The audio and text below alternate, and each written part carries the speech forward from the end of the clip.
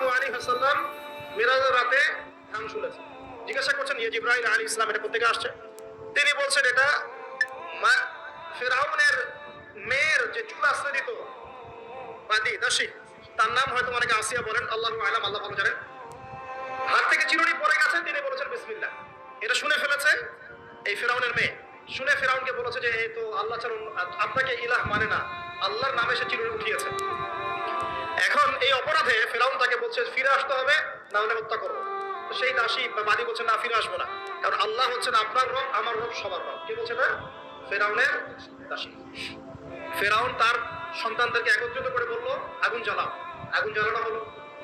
আগুন জ্বালানোর পর বলছে এখনো ফিরে আসো, না হলে তোমার সন্তানদেরকে আগুনে ফেলে দিব। কিসে ফেলে দিব? আগুনে। দাসী বলছে আমার সন্তান দুটো, যদি 5টা 10টাও সন্তান হতো তাও আমি পিছু পা হতাম না।